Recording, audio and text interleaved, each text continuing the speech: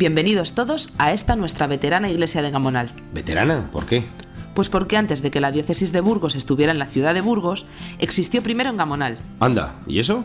La primera sede de nuestra iglesia burgalesa estuvo en Oca hasta el siglo VIII.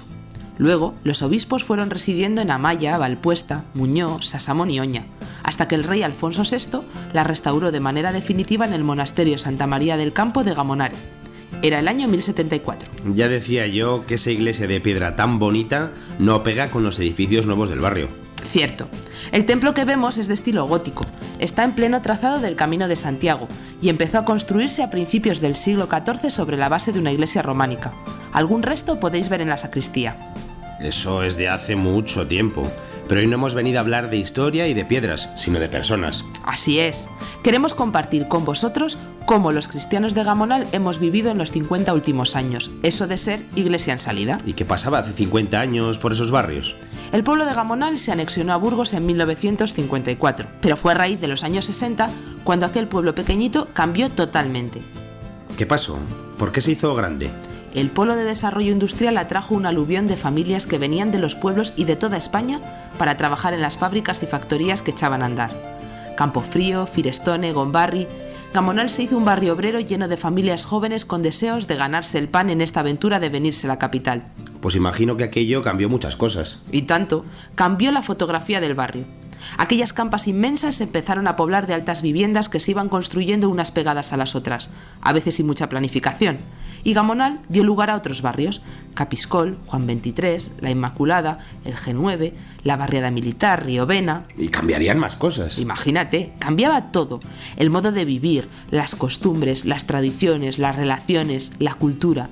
Del mundo del campo se pasaba al mundo de la ciudad. Era otra historia. ¿La religión también cambió? Algunos nos trajeron la religiosidad popular de los pueblos, otros se fueron adaptando a la religiosidad urbana. Los aires del concilio soplaban fuerte. Eran tiempos de fuerte llamada a la encarnación y a la comunidad. Otros, en aquellas mudanzas, abandonaron la religiosidad. ¿Y en esos cambios qué hizo la iglesia en Gamonal? Hizo, y mucho. Se hizo una gran labor de acogida e integración. Se fueron poco a poco multiplicando las parroquias, pues la antigua no daba abasto. Primero fueron El Salvador y Fátima. Años más tarde, San Pablo, Santo Domingo, San Juan Evangelista, San Fernando.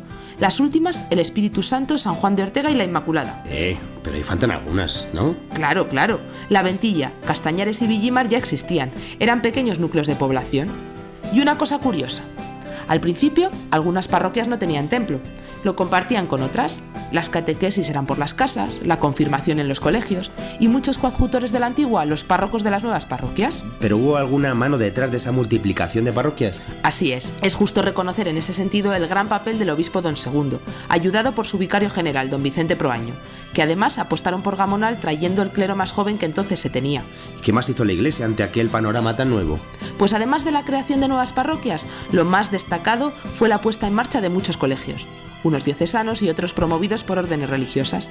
Había tal cantidad de niños y jóvenes que se quiso responder a todos ellos desde una apuesta firme por su educación y promoción humana y social. Hubo una gran relación entre colegios y parroquias. Cuenta, ¿qué pasó? Cáritas encargó a los marianistas y a la institución teresiana la puesta en marcha del Artesano y Santa María la Nueva. Luego se abrieron los colegios masculinos de Juan XXIII en Fátima y el de San Pablo. La respuesta a las niñas la capitaneaban las jesuitinas, en pleno Capiscol. Un poco más lejos, las del Sagrado Corazón abrieron otro centro en Villimar, y también las religiosas de Montpellier, que luego dejaron el centro a las concepcionistas. Y no te olvides de María Madre y del Colegio de la Sagrada Familia, que abrieron los religiosos del mismo nombre. Bueno, cuánta chavalería. Y desde la infancia, no te creas. Las religiosas de la Asunción tuvieron una guardería aquí cerca de la Antigua, y otra funcionó en los bajos de la parroquia de Santo Domingo. Era una auténtica explosión demográfica. Y aún más. Más aún. Las religiosas dominicas abrieron una residencia para jóvenes estudiantes y trabajadoras en pleno Capiscol. Y la obra diocesana vinculada a María Madre, donde había una residencia para chicas estudiantes, montó otra llamada Estela para chicas obreras. Otras religiosas, las del Niño Jesús y Josefinas, se insertaron en el barrio y echaban una mano en las parroquias. Y ahí tienes, la iglesia acogiendo, cuidando, educando. promocionando, enseñando oficios. También hubo otras instituciones de iglesia al servicio de los trabajadores y las trabajadoras. El Círculo Católico abrió el Comedor Social de San José y un poco más allá el Instituto Social de la Mujer, donde tantas aprendieron a leer, a escribir a máquina, a coser. Claro, entre los años 60 y 80 fueron de mucho movimiento y actividad social. Exacto, fue el desarrollo del movimiento vecinal y social. Dos focos importantes entonces eran el Ateneo Popular de San Bruno y Todos Unidos en la Inmaculada. En ellos se hizo una importante labor concienciadora y reivindicativa. También empezaron a surgir multitud de peñas y blusas, escuelas de padres, asociaciones recreativas y de cabezas de familia, algunas incluso vinculadas a las parroquias. Y no hay que olvidar los centros de cultura popular de Lavaderos y la Inmaculada. Pues imagino que también habría conflictos. El movimiento obrero y sindical empezó a tener fuerza. En aquellos años hubo varias huelgas y paros. Algunas parroquias y sacerdotes estuvieron cerca de toda aquella ebullición social. Es que un crecimiento tan explosivo daría para muchos problemas sociales. Así es. Y en ese sentido se puede destacar que Cáritas Diocesana puso en marcha Proyecto Hombre para responder al sangrante problema de la droga y abrió el Centro del Apoyo al Menor para prevenir e intervenir con chicos en dificultades. Y organizó Cáritas Arciprestal, con talleres ocupacionales, el buque insignia. Anda, ¿por qué dices el buque insignia? Porque Cáritas en Gamonal fue la primera Cáritas organizada arciprestalmente, con una fuerte aportación económica y de voluntarios de las parroquias, casi 200.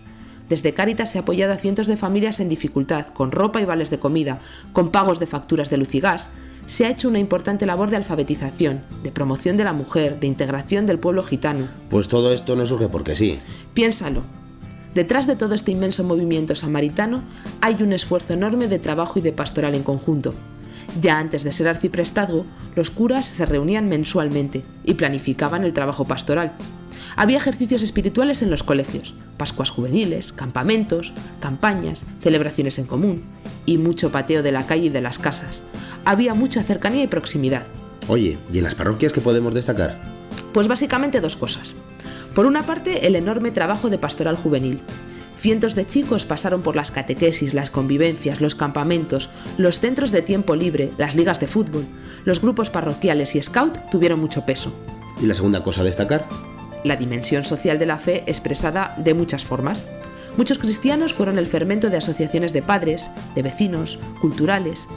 Antes de la Semana Arciprestal se celebraban las jornadas de la dimensión social de la fe sobre globalización, inmigración, trabajo. Hay que destacar el importante papel de la pastoral obrera y sus movimientos, con sus campañas y publicaciones. Y más recientemente, para ir terminando, ¿qué podemos decir de la iglesia en Gamonal como una iglesia en salida? Pues que desde el año 2000 para acá nos ha tocado acoger a los que vienen de más lejos y que hay algunas experiencias bonitas de pastoral con inmigrantes, que la respuesta al mundo de la indiferencia ha redoblado los esfuerzos por llegar a los papás y adultos, que estamos iniciando grupos de formación de adultos para poder construir un mejor reino. ¿Y hay algunas experiencias concretas de salir al encuentro de nuevas realidades? Pues son experiencias pequeñas, como el grano de mostaza del Evangelio. No interesa que sean llamativas, sino que apunten a la dirección del reino. Podemos citar el Centro Comunitario del Espíritu Santo, el Centro Altay de la Inmaculada, el Ratito de San Fernando, Fatimín de la Parroquia de Fátima, Zona V de San Juan de Ortega, la Tarde con Mayores de San Juan Evangelista, cuestiones sociales. Siempre que podemos, terminamos actos y encuentros con gestos públicos en la calle. Y en proyecto, la respuesta a las familias jóvenes, atentos siempre a los signos de los tiempos, y eso que el centro de Gamonal ahora ha envejecido mucho. Hay que ir terminando, que estos señores quieren ir a ver todo esto de cerca. Pues déjame que mencione a 3 sacerdotes que desde Gamonal han salido a la misión a tierras lejanas: Juan Carlos de Besa, Jorge López y Luis Carlos Rilova. Como habría que mencionar a otros que han ido aún más lejos, a la casa del Padre Dios, y nos han dejado su huella. Recordamos al último, José Manuel Madruga. Oye, un último mensaje. ¿Habéis visto el crucero delante de la Real y Antigua? Ante él se paraban muchos peregrinos del Camino de Santiago que pasaban y aún hoy pasan por aquí. Que el amor de Jesús en la cruz nos impulse a salir a las encrucijadas de todos los caminos, para seguir ofreciendo en odres nuevos el vino del Evangelio. Feliz jornada diocesana a todos.